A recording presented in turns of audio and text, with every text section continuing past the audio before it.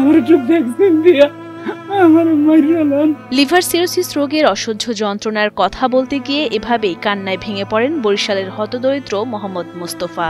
দিনের পর দিন তীব্র যন্ত্রণা সহ্য করতে না পেরে নিজেকে নিজে শেষ করে দিতে স্ত্রীর কাছে বিষ চান তিনি। এমনকি অর্থের অভাবে মৃত্যুর পর যদি দাফনের কাপড়টুকু না জোটে সেজন্য ভিক্ষাবৃত্তির টাকায় কাফনের কাপড় সহ গোসলের সব সরঞ্জাম কিনে রেখেছেন শয্যাশায়ী মোস্তফা। ডেলি 1000 টাকার ওষুধ খাইয়ে থাকতে হবে।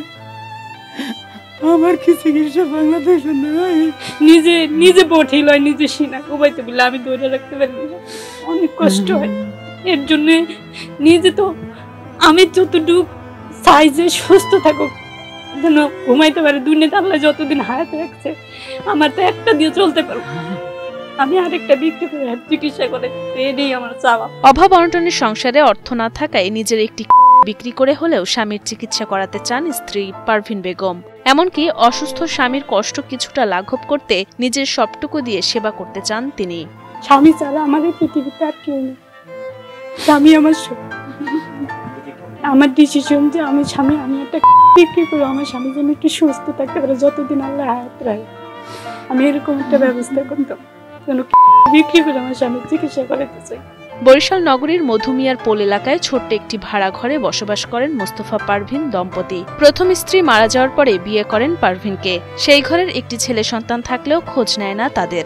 অর্থের অভাবে তরকারি কিনতে না পারায় ভাত আর ভাতের মারের সাথে লবণ মিশিয়ে খেয়ে কোনো রকমে দিন পার করছেন অসহায় এ দম্পতি। কিছু খাইতে পারি না, গড়বড় আমি পেনে প্রতিবার দুটো বালিশ নাই।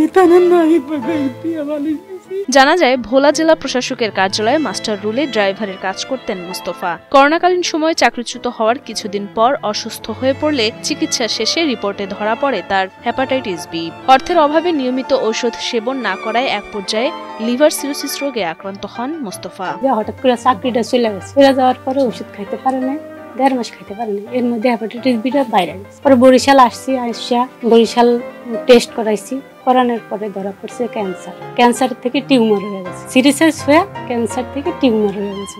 এখন অনেক টাকা। মোস্তফার চিকিৎসা বাবদ প্রয়োজন প্রায় 6 লাখ টাকা।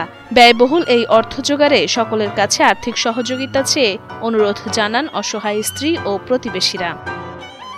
এখন আমার কথা যে আল্লাহ যতদিন ওনার হায়াত রাখছে, আমি চাই ওনার যেন ট্রিটমেন্টটা করতে পারে, যেন উনি রাত্রিবেলা একটু ঘুমাইতে পারে শান্তি মতো। ওনার সব মিলে ওনারা যদি আর্থিকভাবে সাহায্য করা হয়, চিকিৎসাটার ব্যবস্থা করা হয় ন্যূনতম, উনি তো খেতেই পারে না, কি চিকিৎসা করবে, এমন অবস্থা, খুব করুণ অবস্থা, দেখার কেউ নাই। যদি ওনার চিকিৎসাটা করা হয় আর্থিকভাবে, একটু সাহায্য সহযোগিতা করা হয়, তাহলে আমার মনে হয় মানবতার জয় হবে।